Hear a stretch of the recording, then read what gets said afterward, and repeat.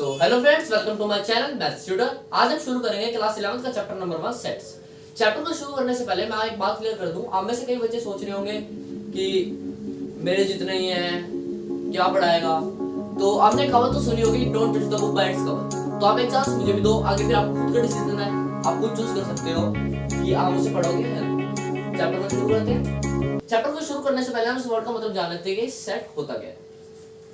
Set is a collection of well defined object।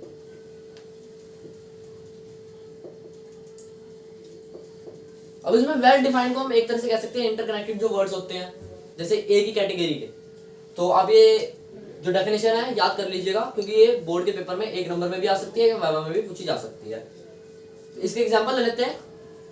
आप में से कई बच्चों का फेवरेट प्लेयर होगा विराट कोहली, कईयों का MS धोनी भी होगा, जैसे कि मेरा रोहित शर्मा है। अभी किस चीज का सेट बना? ये सेट बना क्रिकेटर्स का। तो हम इसे क्या कह सकते हैं? हम इट इज अ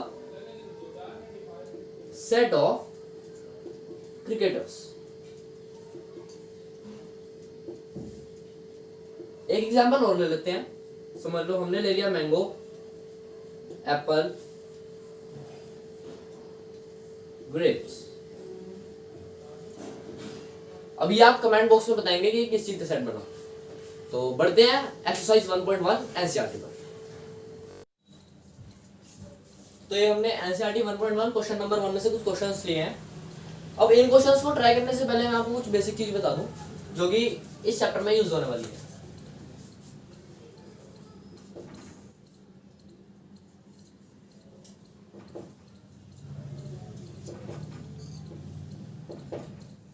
ये आपको याद करनी पड़ेगी।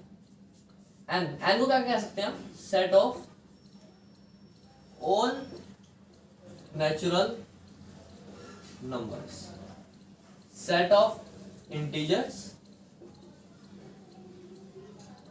Set of all rational numbers, set of real numbers. ये बात आपको याद रखनी पड़ेगी। अब NCERT exercise 1.1 which of the following are sets. इसमें हम बता रहे हैं कि इनमें से सेट्स कौन से हैं, हम इसे जस्टिफाई करना है। अब पहला क्वेश्चन आ जाता है, collection of all months of a year beginning with letter J. क्या ये हमारा सेट होगा? जी जरूर होगा। कैसे होगा? कलेक्शन, हमें कलेक्शन कलेक्ट करने हैं मंथ जिनकी स्टार्टिंग होती है जे लेटर से। कौन कौन से होते हैं? जनवरी, जून, जुलाई। काउंटेबल है तो ये एक सेट है। Yes, it is a set. अब आ गया a team of 11 best cricket players in the world. अब क्या सेट है? नहीं, ये सेट नहीं है, क्योंकि आपके लिए कोई और 11 प्लेयर बेस्ट होंगे, मेरे लिए कोई और 11 प्लेयर बेस्ट होंगे। जो आपके फेवरेट 11 प्लेयर्स होंगे वो मेरे तो नहीं होंगे, और जो मेरे होंगे वो आपके तो नहीं होंगे। तो हम दोनों के लिए अलग अलग है। तो ये it is not a set. तो इसका आंसर होगा नो। अब आ जाता है the collection of all boys in your class. अब आपने बॉयज क्लास में जितने नंबर ऑफ बॉयज हैं उन्हें तो आप गिन नहीं सकते हो, तो वो सेट हो गया है। यस, ये भी आपका एक सेट है। अब आपको एनसीईआरटी का फिर भी बता देता हूं, जो बाकी क्वेश्चन हमारे बच गए हैं। The collection of 10 most talented writers in India. अब वही बात होगी क्रिकेट प्लेयर्स वाली। आपके लिए कोई और अलग होंगे, मेरे लिए कुछ और होंगे, सेम तो होंगे नहीं, तो ये सेट नहीं है। आ जाता है the collection of all natural numbers less than 100। 100 से कम वाले नेचुरल नंबर्स आपके लिए भी सेम ही होंगे, मेरे लिए भी सेम होंगे, 1 to 99। The collection of novels written by writer Munshi Premchand. अब नॉवेल्स तो सबकी सेम ही होगी। मुंशी प्रेमचंद ने जो भी नॉवेल्स लिखी होगी आपके लिए भी वो भी सेम होगी, मेरे लिए भी सेम ही होगी। कोई इसमें बेस्ट वगैरह तो कुछ काम ही नहीं है, तो ये सेट होगा। The collection of all even integers, ये भी सेट ही होगा। The collection of questions in this chapter, ये भी हम गिन सकते हैं, तो ये भी सेट ही हो गया। और collection of most dangerous animals of the world, वही बात होगी फिर से क्रिकेटर्स वाली। आपके लिए कोई और अलग डेंजरस एनिमल्स होंगे, मेरे लिए कोई और होंगे, तो सेट नहीं है। तो बढ़ते हैं क्वेश्चन नंबर 2 की तरफ। तो क्वेश्चन नंबर 2 में बढ़ने से पहले हम इस सिंबल की चर्चा कर लेते हैं। इसका मतलब होता है बिलोंग्स टू।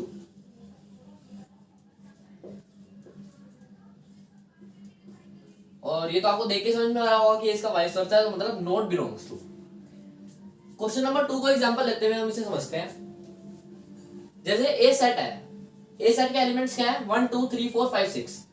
जो एलिमेंट ए सेट में आएगा मतलब ये ए सेट को बिलोंग कर रहा है। अब जैसे ये दिया हुआ है क्वेश्चन 5-A, तो क्या 5 बिलोंग कर रहा है ए सेट को? देख लो इसमें 5 है तो 5 बिलोंग कर रहा है।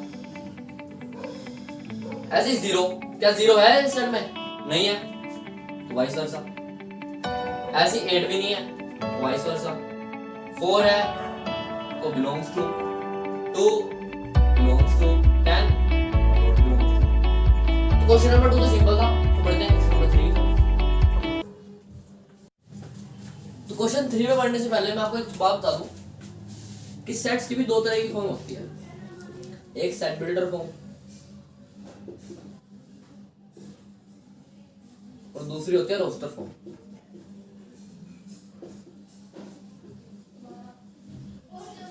टेंशन में ना, सारा काम कराऊंगा स्टेप बाय स्टेप, कुछ नहीं छोड़ूंगा। अब रोस्टर फॉर्म क्या होती है, सेट बिल्डर फॉर्म क्या होती है, एग्जांपल के थ्रू समझते हैं। रोस्टर फॉर्म समझ लो है कि एक सेट है, इसके एलिमेंट्स हमने दे दिए 1 2 3 4, इसके एलिमेंट्स दे दिए हमने, ठीक है। अब यही कन्वर्ट करूंगा मैं सेट बिल्डर फॉर्म में। सेट बिल्डर फॉर्म में हम इसे ही x मान लेंगे। अब जैसे हमने बनाना है a = x, अब हमें इस x को डिफाइन भी करना पड़ेगा, ये एलिमेंट्स है x को डिफाइन करना पड़ेगा कि x is an integer and अब ये भी तो लिखना पड़ेगा हमें कि 1 2 3 4 होगा, तभी तो ये roster form set builder form में कन्वर्ट हुई। अब x अगर हम यही लिख देंगे x = 1 2 3 4, बात तो वही हो जाएगी, रोस्टर फॉर्म ही बन जाएगी। फिर तो क्या करेंगे, यहाँ 1 है तो x is greater than 0 and smaller than 5, क्योंकि आप ये 1 से स्टार्ट हो रहा था, 4 पे एंड हो रहा था, तो x 0 से बड़ा होगा और 5 से छोटा होगा, तो बात यही हो जाएगी।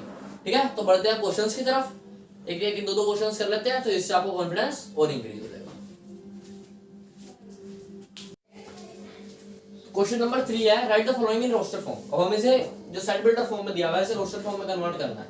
अब क्या दिया हुआ है, ए सेट है x is an integer and x is greater and equal to -3 and smaller to 7, क्या होगा इसका? सिंपल में रोस्टर फॉर्म में चेंज करना है, पता हमें -3 इक्वल x के, तो -3 भी लिखना पड़ेगा। -3 -2 -1 0 1 2 3 4 5 6 7 नहीं आएगा, क्योंकि 7 से तो छोटा है x, 7 कहां से आ जाएगा? अब अगला करते हैं a = बेटर। अब हम इसमें क्या करते हैं, सेट्स में जो वर्ड्स जो लेटर होते हैं एक वर्ड में जो रिपीट हो रहे होते हैं हम उसे दोबारा नहीं लिखते।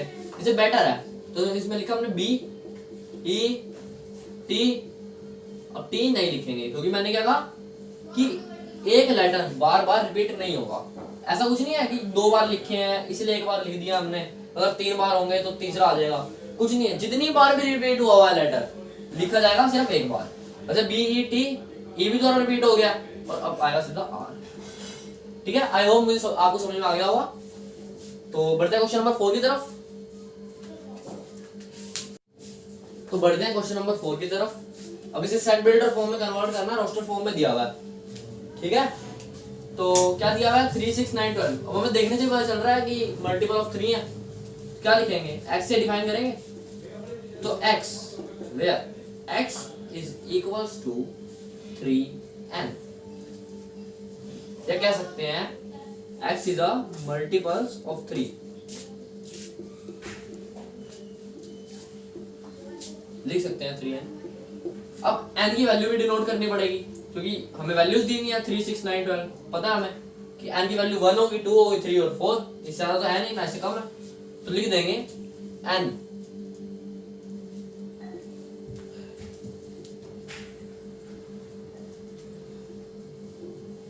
n is greater and equal to 1 and smaller and equal to 4। बात यही बढ़ जाएगी, 3 into 1 3, 3 into 2 6, 3 3 9, 3 4 इससे ज्यादा है नहीं, इससे कम नहीं है। सेम है यहाँ कर लेंगे अब।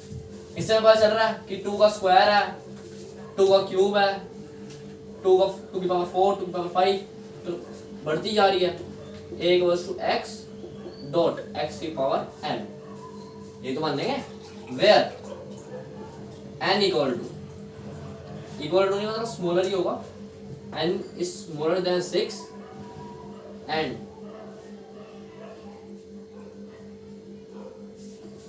ग्रेटर इक्वल टू 1, क्योंकि हम 0 तो लिख नहीं सकते, 2 ही लिख देते हैं, सिंपल वन। ये ज्यादा इजी रहता है वैसे, बस इक्वल टू लगा दो काम हो जाता पूरा। यही मैं तो प्रेफर करूंगा अगर आप करो तो। अब इसमें क्या है, ये भी मल्टीपल्स है, ये 2 के मल्टीपल्स है। x is multiples of 2 and 2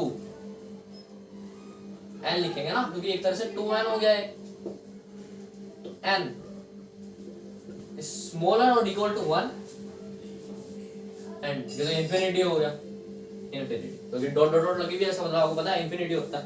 तो अब करते हैं क्वेश्चन नंबर 5 करें। यहाँ तक समझ में आ गया होगा, और अगर आपको कुछ नहीं समझ में आता समझ लो, और आपको ये समझ में आ गया पर कोई क्वेश्चन में दिक्कत आ रही है आगे जो छूट गए हैं, क्योंकि सारे तो मैं करवा नहीं सकता, तो आप कमेंट बॉक्स में लिख के बता सकते हैं, मैं दूसरी वीडियो अलग से प्रॉब्लम सेशन बना के आपको प्रोवाइड कर दूंगा, ठीक है। तो बढ़ते हैं आज के लास्ट क्वेश्चन पे। इसमें हमें बताना है कि एलिमेंट्स क्या होंगे सेट्स के। सिंपल क्वेश्चन है, अभी रोस्टर फॉर्म ही है एक तरह से, कोई सेट बिल्डर दी हुई है एक तरह से, हमें रोस्टर में ही कन्वर्ट करना है। X is a month of year not having 31 days, हमें वो मंथ लिखने हैं जिसके 31 डेज नहीं होते। कौन कौन से होते हैं वो? फेब, मार्च, मई, जुलाई, सितंबर, नवंबर, ये वो मंथ है जिनके 31 डेज नहीं होते। अब X is a consonant of English alphabet which precedes K। अब किसी बच्चे को कॉन्सोनेंट का थोड़ा हो रहा होगा, नहीं पता होगा कॉन्सोनेंट क्या होते हैं, तो इंग्लिश अल्फाबेट में वोवल्स को छोड़ के, वोवल्स कौन से होते हैं? ए आई ई ओ यू, वोवल्स को छोड़ के सारे कॉन्सोनेंट्स होते हैं। अब कॉन्सोनेंट इन्होंने क्या कहा है, x is a consonant of English alphabet which precedes के, प्रीसीड्स का मतलब के से पहले वाले। अब के से पहले कौन से होंगे, मैं लिख के दिखा, तो A B C D E F G H I J K, ठीक है। अब ये तीन तो हमारे वोवल्स ही हो गए। अब के से पहले वाले कौन कौन से रहेंगे? B C D F G H J, B C D F G H J, तो हमारा क्वेश्चन हो गया।